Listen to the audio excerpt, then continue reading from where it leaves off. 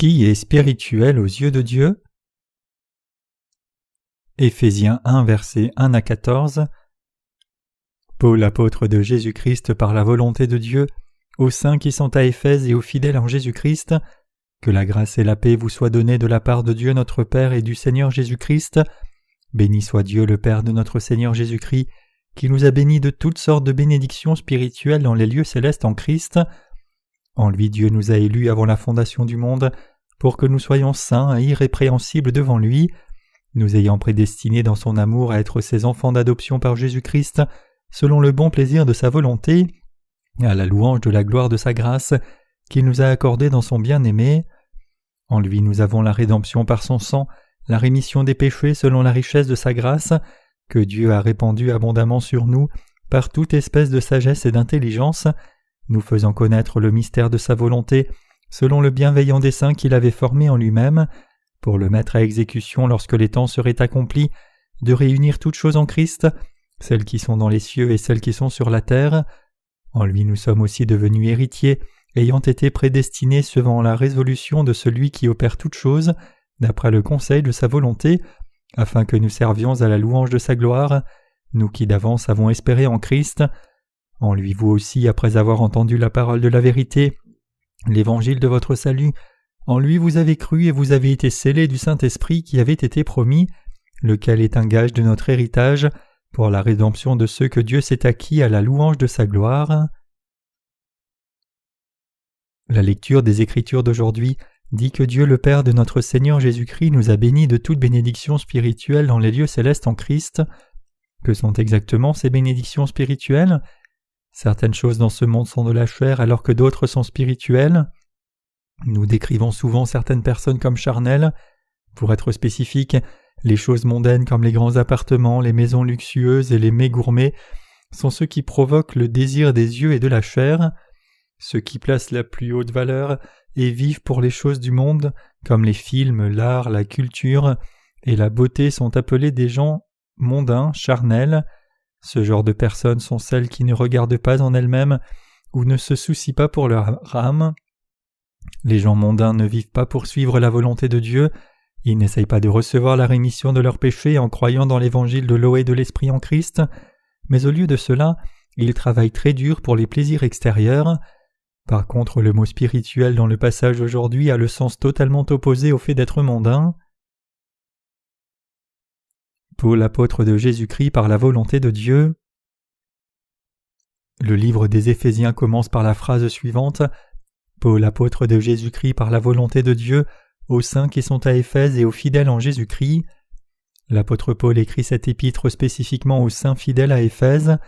Il n'a pas envoyé cette lettre aux gens charnels de ce monde, mais à ceux qui ont reçu la rémission des péchés en croyant dans le Fils de Dieu Jésus-Christ.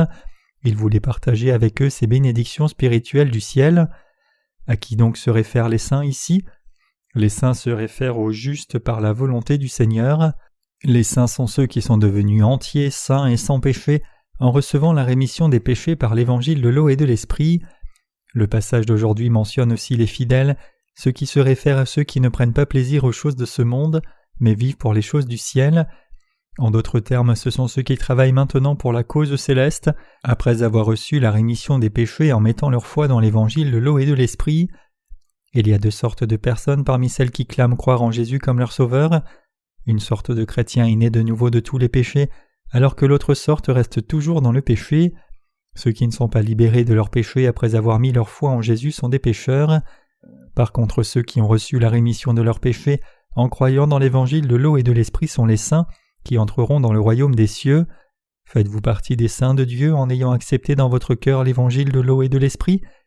Même parmi ceux qui ont reçu la rémission des péchés en croyant dans l'évangile de l'eau et de l'esprit, nous trouvons deux genres de saints. L'un cherche les choses du monde et l'autre cherche la justice de Dieu. Aujourd'hui, parmi les dits chrétiens, il y a tant de gens qui sont encore liés dans leurs péchés comme de simples pratiquants fréquenteurs d'église. Peu importe combien ils servent le Seigneur sincèrement, Dieu les appelle pécheurs car ils ne connaissent pas la vérité de l'évangile de l'eau et de l'esprit. Dieu ne les considère pas comme saints. Qu'ils soient pasteurs, anciens, diacres, évangélistes ou juste des membres de l'Église, ils n'ont pas le Saint-Esprit dans leur cœur parce qu'ils n'ont pas été libérés de leurs péchés en acceptant l'évangile de l'eau et de l'esprit. Même des gens avec le titre de pasteur dans des dénominations chrétiennes sont des pécheurs aux yeux de Dieu s'ils ont toujours du péché dans leur cœur. Puisqu'ils n'ont pas lavé tous leurs péchés par la foi dans l'évangile de l'eau et de l'esprit, leur ministère n'est autre qu'un business mondain. Leur œuvre vise à se nourrir eux-mêmes et ils sont des larbins. Ils traitent leur travail comme une profession qui peut être exercée dans le monde pour subvenir à leurs besoins. Dieu les appelle larbins. Le titre de pasteur vient de la signification de faire paître et guider le troupeau de Dieu sur la voie du salut et la bénédiction de Dieu.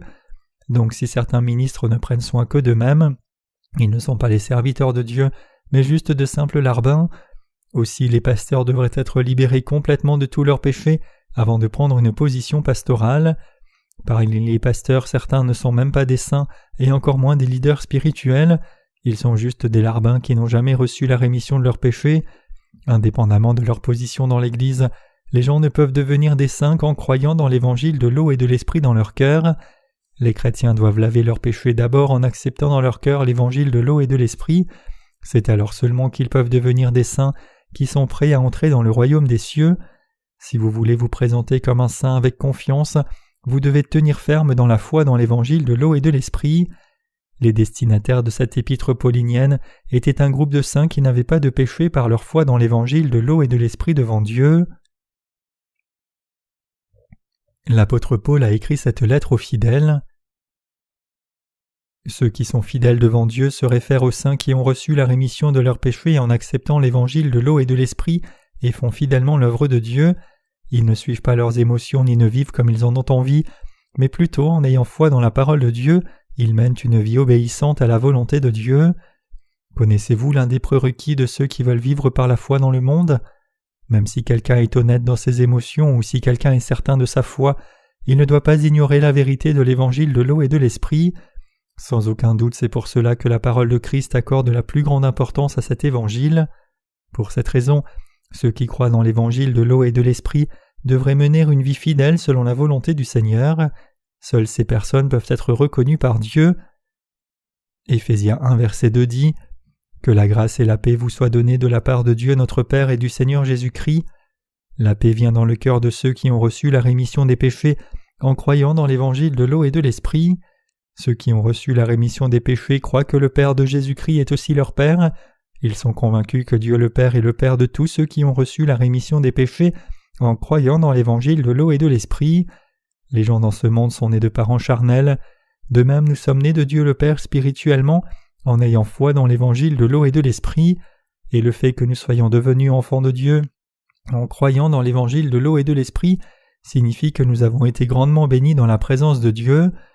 Les autres cependant sont nés de Satan, ils ont le pire père.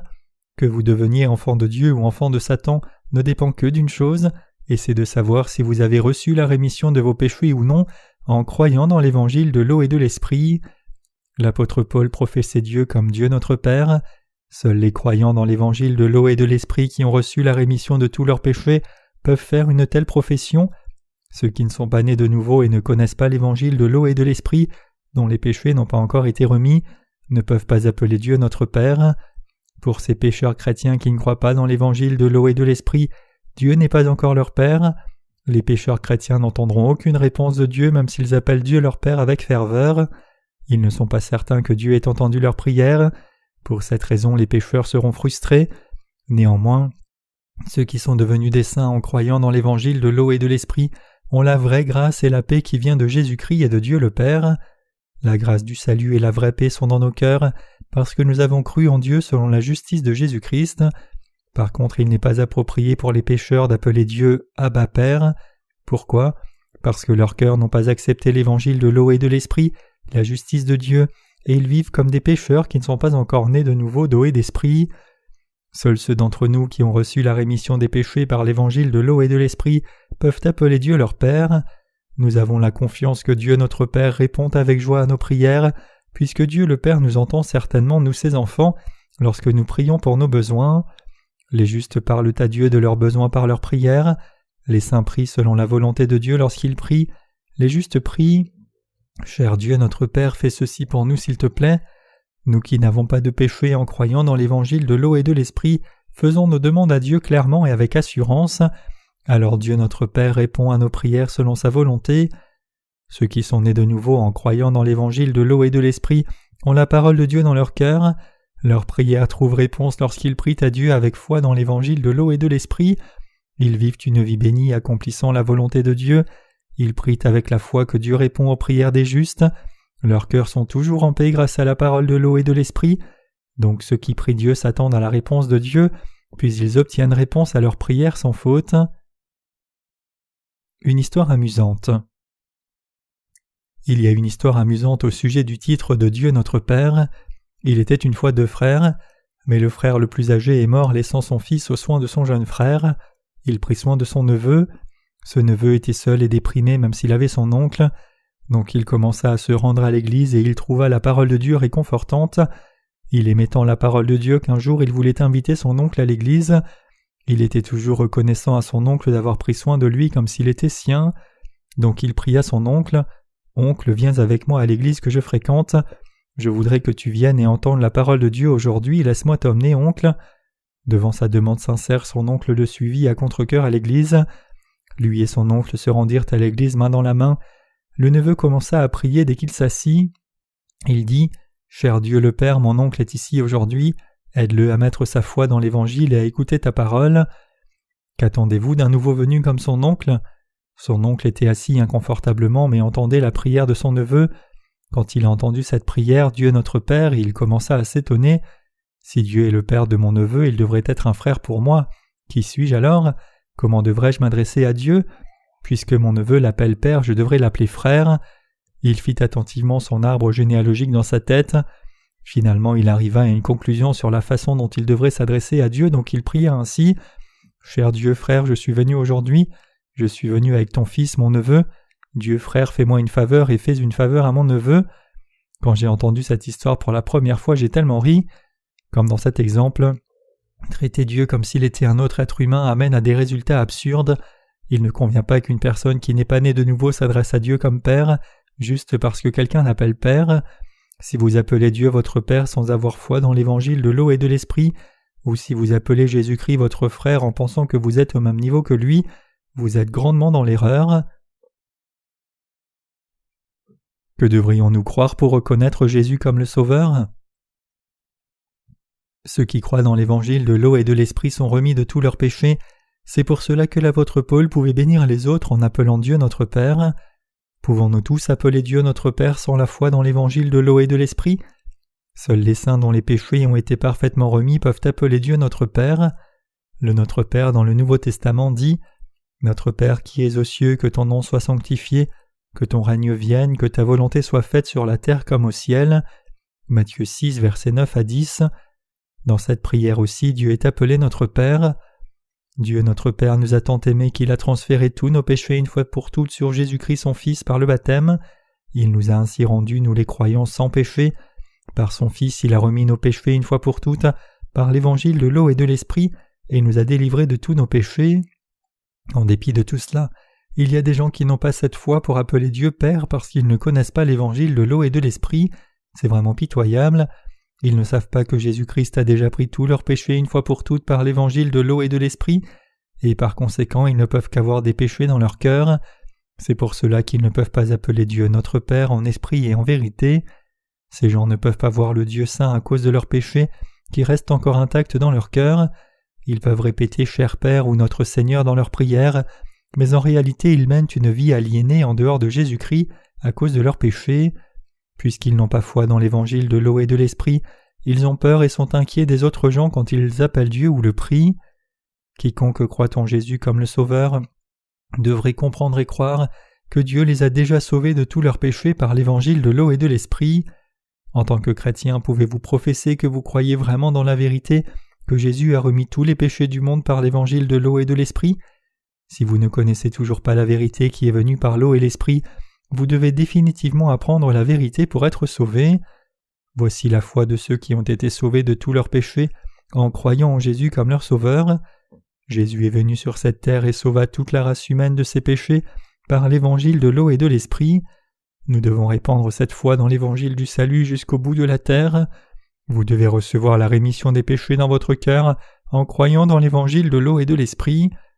Quand vous comprenez Jésus à travers l'évangile de l'eau et de l'esprit, Vous pouvez vraiment croire en Jésus comme le Sauveur? Si vous dites « Je crois en Jésus » sans cette connaissance correcte, que Jésus nous a délivrés de tous nos péchés par l'évangile de l'eau et de l'esprit, vous ne pouvez que rester pécheur.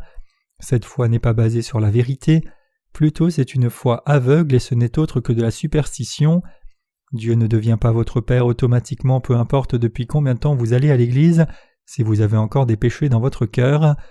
Dieu notre Père prend seulement ceux qui sont sans péché comme ses enfants. Il ne prend pas tous les pécheurs comme ses enfants, juste parce qu'il l'appelle Dieu leur Père.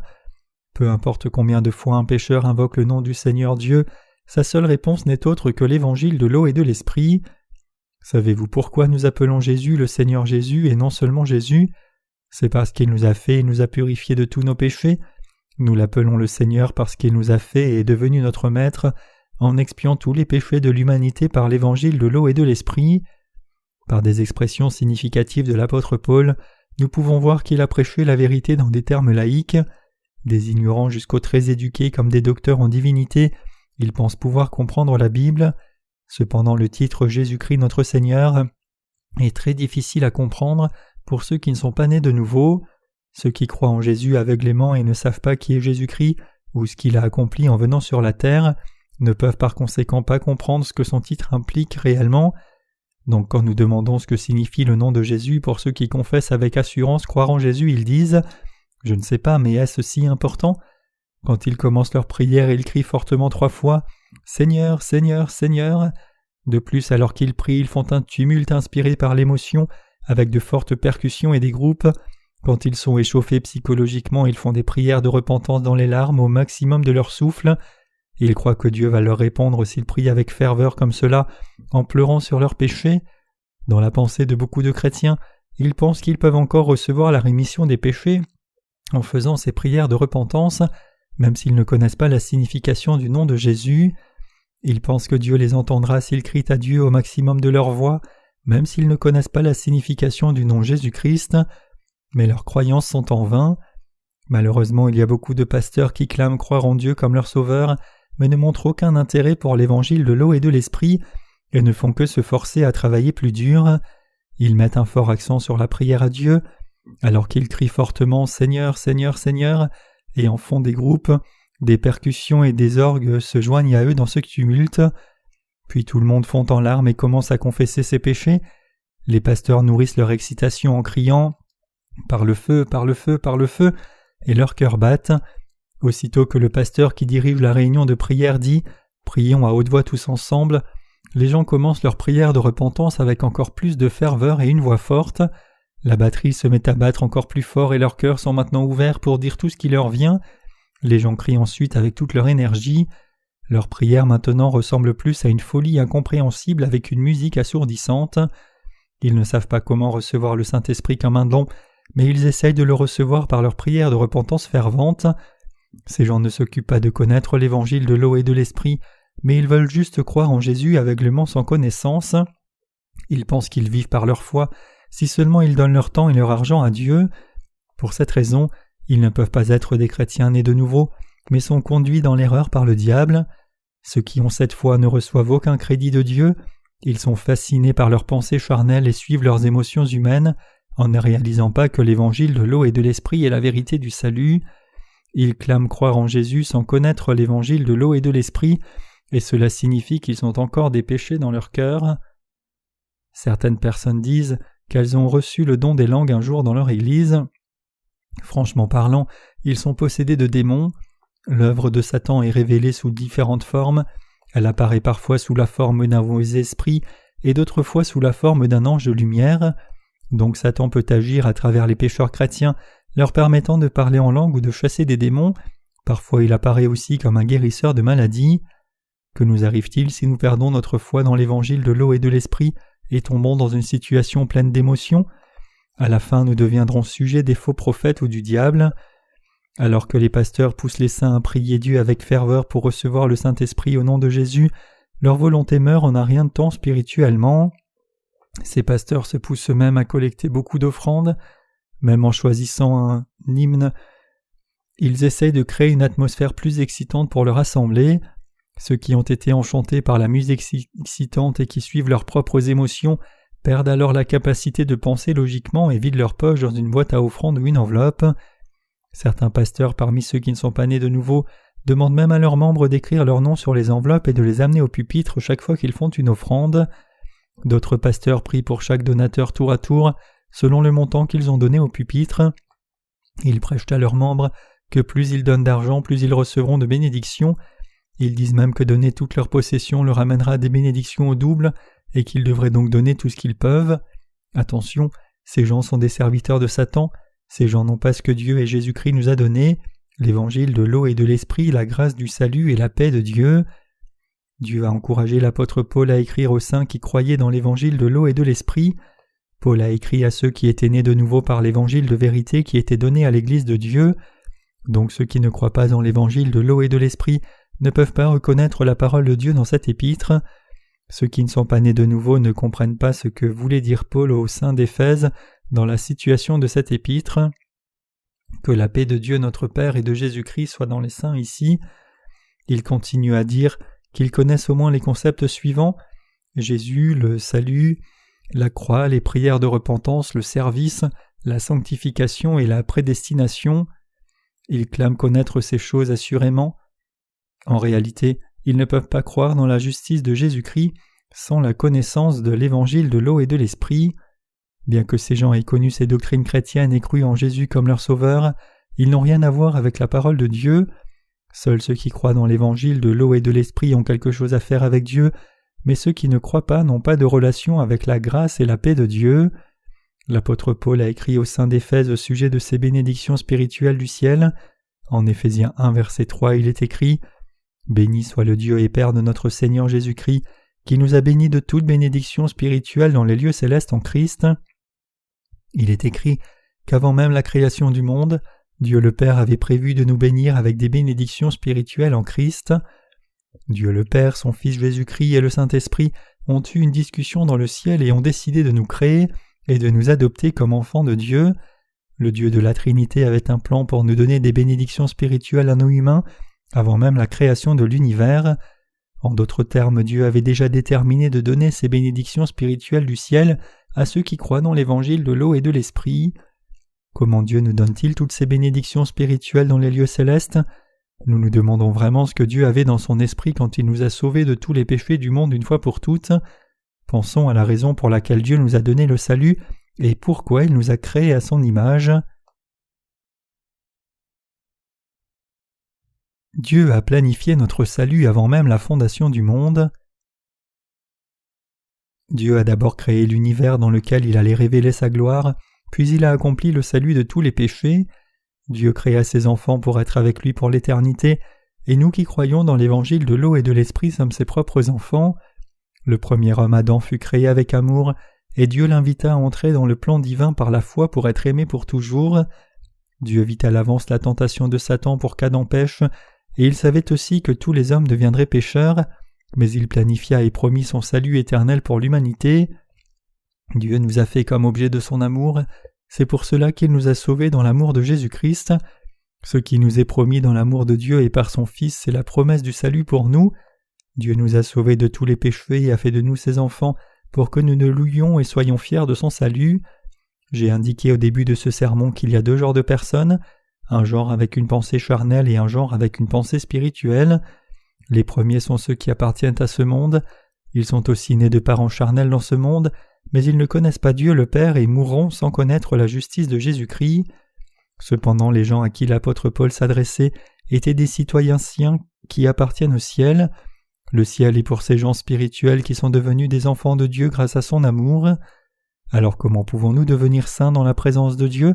Comment pouvons-nous recevoir la rémission de nos péchés de sa part? Tout cela peut se faire seulement par l'amour de Dieu et par notre foi dans l'évangile de l'eau et de l'esprit. Ce n'est pas nous qui avons aimé Dieu, mais c'est Dieu qui nous a aimés par la vérité de l'évangile de l'eau et de l'esprit et a fait de nous son peuple. Dieu devait enlever nos péchés personnellement par l'évangile de l'eau et de l'esprit pour qu'il puisse faire de nous son peuple. C'était le seul moyen pour nous de demeurer avec lui. Dieu le Père a fait quelque chose pour faire de nous son peuple. Il avait planifié depuis longtemps notre salut par l'évangile de l'eau et de l'esprit en Christ, avant même la création du monde, et il a accompli ce plan profond une fois pour toutes. En son Fils unique Jésus-Christ, Dieu le Père a fait de nous qui croyons dans l'évangile de l'eau et de l'esprit son peuple. Le Dieu de la Trinité a fait de nous son peuple par amour. Alors comment Dieu a-t-il exactement fait de nous son peuple ? La procédure a été celle-ci. Jésus-Christ est venu sur cette terre et a éradiqué tous nos péchés par l'eau et le sang. Jésus-Christ, le Fils unique de Dieu le Père, a pris tous les péchés de l'humanité, nos péchés hérités, c'est-à-dire les premiers péchés qui sont restés intacts chez nos ancêtres, par la tromperie de Satan, jusqu'à nos péchés quotidiens et personnels que nous commettons dans nos pensées ou avec nos corps à cause de nos faiblesses. Jésus-Christ a pris tous nos péchés, en étant baptisé par Jean-Baptiste, les a effacés et a fait de nous les croyants dans l'évangile de l'eau et de l'esprit le peuple de Dieu. Jésus lui-même est venu sur la terre, a ôté tous nos péchés par le baptême qu'il reçut de Jean-Baptiste et porta la punition de ses péchés à la croix à notre place. C'est ainsi que le Seigneur nous a sauvés. Nous sommes devenus héritiers de toutes ces bénédictions spirituelles du ciel grâce à l'amour de Dieu qui nous a sauvés par l'évangile de l'eau et de l'esprit. Les bénédictions du fait d'être enfants de Dieu et citoyens du royaume de Dieu sont maintenant disponibles pour quiconque croit dans l'évangile de l'eau et de l'esprit. Les bénédictions spirituelles dont l'apôtre Paul parlait dans le livre des Éphésiens ont été données à ceux qui croient dans l'évangile de l'eau et de l'esprit. Maintenant ceux qui ont reçu la rémission des péchés en croyant dans l'évangile de l'eau et de l'esprit sont sans péché dans la présence de Dieu. Donc ceux qui ont reçu la rémission des péchés en croyant dans ce véritable évangile de Jésus-Christ sont ceux qui ont reçu les bénédictions spirituelles du ciel. Au vu de cela, nous qui avons reçu la rémission des péchés par la foi dans l'évangile de l'eau et de l'esprit, sommes les enfants de Dieu et sommes vraiment les personnes justes qui ont reçu le Sauveur Jésus-Christ dans leur cœur. Bien que nous qui sommes nés de nouveau vivions aussi dans le même monde que ceux qui ne sont pas nés de nouveau, nous ne sommes pas de ce monde charnel mais sommes de Dieu. Nous ne sommes pas les citoyens de cette terre mais nous sommes devenus les citoyens du royaume de Dieu. Selon la volonté de Dieu notre Père, nous sommes devenus son peuple en croyant dans l'évangile de l'eau et de l'esprit en Jésus-Christ. Même si nous sommes devenus des enfants de Dieu, nous sommes occupés comme des abeilles. Nous prêchons ce véritable évangile dans le monde entier parce que nous ne pouvons pas garder ce merveilleux évangile pour nous-mêmes. Tout comme l'apôtre Paul a écrit aux saints à Éphèse, nos partenaires n'ont de cesse de distribuer les livres sur l'évangile de l'eau et de l'esprit dans le monde entier. Nous sommes dévoués à la prédication de ce merveilleux évangile par notre ministère de la littérature. Nos livres sont traduits dans beaucoup de langues différentes et nous travaillons encore plus dur pour présenter et distribuer ces livres. Nous qui sommes nés de nouveau travaillons ensemble à la louange de la gloire du Seigneur qui nous a donné ce salut gratuitement. Combien de bénédictions de paix Dieu a-t-il mis dans votre cœur ?